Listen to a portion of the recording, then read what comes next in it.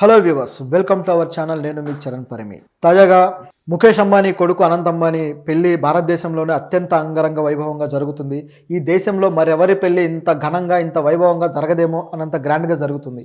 నభూతో నభవిష్యత్ అన్నంత అద్భుతమైన విజువల్స్ తోటి కన్నుల విందుగా ఉంది. అయితే ఈ పెళ్లి చేయడానికి ఆయనకు వేల కోట్ల రూపాయల ఖర్చు అయింది. అయితే దీని విషయంలో సోషల్ మీడియాలో రెండు వాదనలు జరుగుతూ ఉన్నాయి. ఒక వర్గమేమో ఇంత డబ్బులు ఖర్చు పెట్టి దుబారా చేయడం అవసరమా అంటూ ఒక వర్గం, ఇంకో వర్గమేమో ఆయనకు ఉంది, ఆయన చేస్తున్నాడు, ఇంత గ్రాండియర్గా అద్భుతంగా ఉందని మరో వర్గం. సో ఏ వర్గానికి ఆ వర్గం వాదించుకుంటున్నారు. ఇది పక్కన పెడితే ఈ పెళ్లి వేల కోట్ల రూపాయలు పెట్టి చేశాడు కదా, ఇంత డబ్బు ఖర్చు పెట్టాలి అంటే ఆయన సంపాదించిన డబ్బు పెడుతున్నాడా లేకపోతే గవర్నమెంట్కి ట్యాక్స్ ఎగ్గొట్టి పెడుతున్నాడా అనే ప్రశ్న ఇప్పుడు వచ్చిందనమాట. ఎస్, ఆయన తాజాగా దాదాపు 4,381 కోట్ల రూపాయల డబ్బుని ఆయన ప్రభుత్వానికి కట్టాల్సిందే, అది ఎగ్గొట్టాడు. సో ఆ డబ్బు దాదాపు 4,000 కోట్లు, మామూలు విషయం కాదు. ఇంత డబ్బును ఎగ్గొట్టాడు. మరి ఆ విషయంలో ఆయన మీద ఇంతవరకు ఏ చర్యలు లేవు. ఏ డిపార్ట్మెంట్కి ఎగ్గొట్టాడు, ఎందుకు ఎగ్గొట్టాడు అనేది చూద్దాం. పైగా ఇప్పుడు ఘనంగా పెళ్లి చేసుకుంటున్నారు. ఇక్కడ మాత్రం వేల కోట్ల రూపాయల ఖర్చు మాత్రం పెడుతూ ఉన్నాడు అనమాట. ఆయన ఖర్చు ఒకసారి గమనిస్తే ఎట్లా ఉంటుందంటే, ఇప్పుడున్న పెళ్లి గతంలో రిసెప్షన్ చూసాం, రిసెప్షన్ అంతే గ్రాండ్గా చేశారు. ఈ పెళ్లి విషయానికి వస్తే ప్రతి విషయంలోనూ ఆయన టాప్లో ఉండాలన్నట్టుగా కనిపిస్తుంది ఆయన పెళ్లిలో ఆయన తీసుకున్న స్టాండ్. ఉదాహరణకి ఇప్పుడు ఆయన ఇండియాలోనే రిచెస్ట్ పర్సన్, ఇండియాలోనే నెంబర్ 1 పర్సన్ అనేవాడు డీల్ చేస్తే ఎలా ఉంటుంది అని గమనిస్తే, ఈ పెళ్లికి వచ్చిన అతిథులు ఇండియాలోనే number 1 biggest stars Shahrukh Khan, అలాగే అమితాబ్ బచ్చన్, అట్లాగే పాప్ ప్రపంచంలో నెంబర్ 1 బిగ్గెస్ట్ స్టార్స్. పాప్ రంగం ఉంది కదా, ఇప్పుడు అమెరికా కేంద్రంగా పాప్ రంగం ఎంత పాపులరో అందరికీ తెలిసిందే. సో ఆ రంగంలో బిగ్గెస్ట్ స్టార్ ఎవరు? జస్టిన్ బీబర్, ఆయన వచ్చాడు. అట్లాగే రెజ్లింగ్ ఫెడరేషన్ WWE, ఈ రెజ్లింగ్ ఫెడరేషన్లో నెంబర్ 1 స్టార్ అంటే బిగ్గెస్ట్ స్టార్, అంటే ఏ రంగం చూసుకున్నా అందులో బిగ్గెస్ట్ స్టార్లు మాత్రమే దీనికి హాజరవుతున్నారు గమనిస్తే. సో ఆయన ఎవరు? జాన్ సేనా. సో జాన్ సేనా ఎంత పాపులర్ రెజ్లరో అందరికీ తెలిసిందే. ఆయనకున్న క్రేజ్ కావచ్చు, దాదాపు 20 ఏళ్ళుగా రెజ్లింగ్ రంగంలో ఉన్నారు. రీసెంట్గా ఆయన నెక్స్ట్ ఇయర్ నేను రిటైర్ అయిపోతున్నాను ఈ రెజ్లింగ్ నుంచి అని ఆయన చెప్పడం జరిగింది. అంటే ఆయనకు సినిమా అవకాశాలు వేరే వస్తున్నాయి, సినిమాల్లో కూడా ఒక సపోర్టింగ్ రోల్స్ అలాగే హీరో రోల్స్ కూడా చేస్తున్నాడు. సో ఇంత పెద్ద స్టార్ మళ్ళీ దీనికి అటెండ్ అవ్వడం జరిగింది. సో ఇదొక ఎత్తు అయితే, అలాగే సౌత్ నుంచి బిగ్గెస్ట్ స్టార్ ఎవరు? రజనీకాంత్ గారు. మిగతా స్టార్లు కూడా ఉంటారు, కానీ ఈ బిగ్గెస్ట్ అలాగే హైయెస్ట్ అలాగే టాపెస్ట్ అనే కొలత ఒకటి తీసుకుంటారనమాట ముఖేష్ అంబానీ. సో ఆ విధంగా వెళ్ళారు. అట్లాగే పొలిటీషియన్స్లో బిగ్గెస్ట్ ఇంకెవరు? ప్రధానమంత్రి. సో ఆయన వచ్చారు. అట్లాగే ఏపీ నుంచి బిగ్గెస్ట్ చంద్రబాబు నాయుడు గారు, అట్లాగే పవన్ కళ్యాణ్ గారు. సో వీళ్ళిద్దరు కూడా వెళ్ళడం జరిగింది. సో ఇట్లాంటి బిగ్గెస్ట్ నెంబర్ 1 కేటగిరీస్ మాత్రమే అన్ని సెక్టార్స్లో ఆయన సెలెక్ట్ చేసి ఆయన ఆహ్వానించడం జరిగింది. ఆహ్వానం అందుకొని వీళ్ళు వెళ్ళడము జరిగింది అనమాట.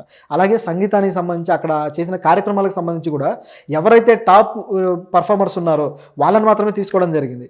సో ఇవన్నీ గమనిస్తే ఆయన ఇక టాప్ నాచ్లో ఉండాలి, ప్రపంచంలో ఇక నన్ను మించి ఎవరు చేయొద్దు అన్నట్టుగా చేస్తున్నట్టు కనిపిస్తుంది.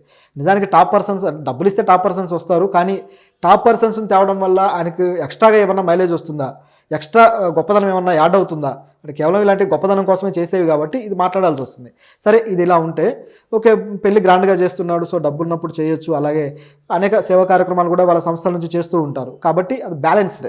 ఉన్నవాళ్ళు ఖర్చు పెడతారు కదా, లేనివాడు ఎట్లా పెట్టలేడు. సో ఇది బ్యాలెన్స్డ్ అనమాట. అయితే ఇక్కడ వచ్చిన సందేహం ఏంటంటే, ఈయన దేనికి ఏ శాఖకి డబ్బులు ఎగ్గొట్టారనేది ఒకసారి గమనిస్తే, ఒక కార్యకర్త, RTI కార్యకర్త, అంటే రైట్ టు ఇన్ఫర్మేషన్ సంబంధించి అప్పుడప్పుడు ప్రభుత్వాల్లో ఏం జరుగుతుంది, ఎవరు ఏ ట్యాక్స్ కట్టారు, ఏ ప్రభుత్వంలో ఏ డిపార్ట్మెంట్లో ఏముంది, ఇలాంటివన్నీ కూడా వెలికి తీయడం కోసం కొంతమంది సోషల్ యాక్టివిస్టులు కావచ్చు, జర్నలిస్టులు కావచ్చు పనిచేస్తూ వస్తుంటారు. సో ఆ విధంగా ఒక సోషల్ యాక్టివిస్ట్, ఒక RTI కార్యకర్త అనిల్ గుల్ఘాటి, సో ఈయన ఒక పిటిషన్ వేశారనమాట. ముంబైలో ఒక పిటిషన్ వేసి, అది కూడా Mumbai metropolitan region development corporation సంబంధించి ఆ డిపార్ట్మెంట్కి సంబంధించి ఒక పిటిషన్ వేసి ఆయన ఒక ఆన్సర్ రాబట్టాడనమాట. ఆ ఆన్సర్ ఏంటంటే, అసలు ముఖేష్ అంబానీ దీనికి చెల్లించాల్సిన బకాయి ఏంటి అని చెప్పేసి.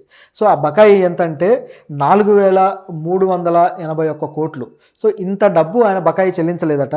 అయితే రిలయన్స్ గ్రూప్ ఇండస్ట్రీస్ చెల్లించలేదు. సో వీళ్ళని డిఫాల్టర్గా డిక్లేర్ చేయడం జరిగింది. అయితే చెల్లించిన సంస్థలు వచ్చేసి ఈ సిబిఐ అనే సంస్థలు కూడా వాళ్ళ బకాయిలు చెల్లించడం జరిగింది. అయితే దేనికి సంబంధించి అనేది చూస్తే, ఇప్పుడు వీళ్ళ పెళ్లి జరుగుతుంది కదా అనంత్ అంబానీ. సో ఈ అనంత్ అంబానీ పెళ్లి జరిగే కన్వెన్షన్ హాల్ ఏదైతే ఉందో అది జియో సెంటర్ అనమాట. సో జియో కన్వెన్షన్ సెంటర్, ఈ సెంటర్లో 64C అనేది వీళ్ళ బ్లాక్. సో దీన్ని లీజుకి తీసుకున్నారనమాట. ఈ లీజుకు సంబంధించిన డబ్బు వీళ్ళు కట్టాల్సి ఉంది డిపార్ట్మెంట్కి. ఆ డబ్బు కట్టకుండా ఎగ్గొట్టారనమాట. సో ఈ ఎగ్గొట్టిన డబ్బు విషయంలో ఈయన ఆ పిటిషన్ వేయడము, ఆన్సర్ తీసుకోవడం జరిగింది.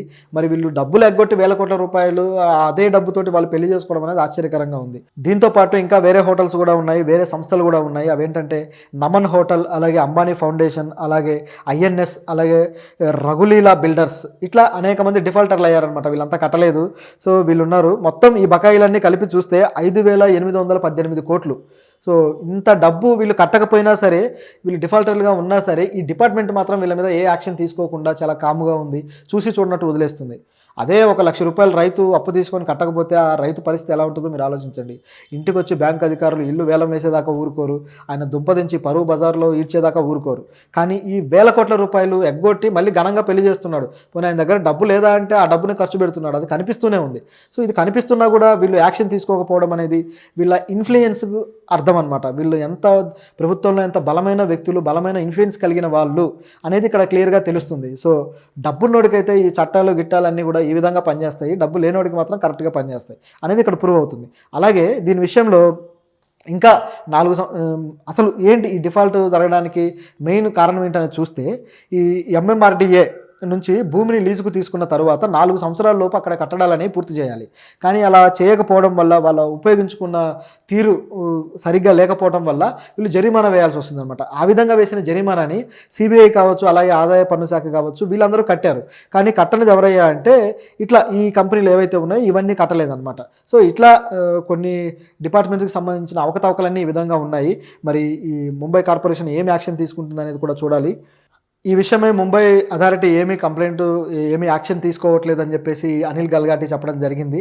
అయితే ఈయన ఇలా ఊరుకోకుండా వీటికి సంబంధించిన ఇన్ఫర్మేషన్ అంతా తీసుకొని ఈయన ఏం చేశాడంటే సీఎంకి లేఖ రాశాడు. సో మీరు యాక్షన్ తీసుకోండి అని చెప్పేసి. అంటే ఈయన కార్యకర్త కాబట్టి ఆ పని చేశాడు. మరి ఈయన లేఖని సీఎం సీరియస్గా తీసుకుంటాడా లేదా చూడాలి. ఎందుకంటే ఆయన కూడా పెళ్లికి వెళ్ళిన అతిథులు ఆయన కూడా ఒకడే.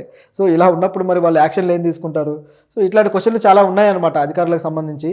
అయితే ఈ అనిల్ని మాత్రం మెచ్చుకోక తప్పదు. చాలా అద్భుతమైన ఇన్ఫర్మేషన్ నేను బయట పెట్టడం జరిగింది. ఇలాంటి ఇన్ఫర్మేషన్ మాత్రం వైరల్ అవ్వదు. కానీ పెళ్లికి సంబంధించిన ఫోటోలు, ఆ పెళ్లిలో ఎవరెవరు గెస్టులు వచ్చారు, ఈ మాత్రం బాగా వైరల్ అయిపోతుంటాయి. అనవసరమైనవన్నీ వైరల్ చేయడము, అట్లాగే దేశానికి పనికొచ్చేవి ఇట్లాంటివి మాత్రం వైరల్ చేయకపోవడం మన సోషల్ మీడియాకున్న ఒక డిఫరెంట్ జాడ్యం అనమాట. ఈ జాడ్యాన్ని కూడా మనం ఏం చేయలేము. అయితే దీని మీద ప్రశ్నించాలని చెప్పేసి సోషల్ మీడియా వ్యక్తులను కూడా నేను కోరుతున్నా. సో ప్రశ్నించండి. ప్రశ్నించకపోతే కొన్ని విషయాల్లో నిజాలు బయటికి రావు.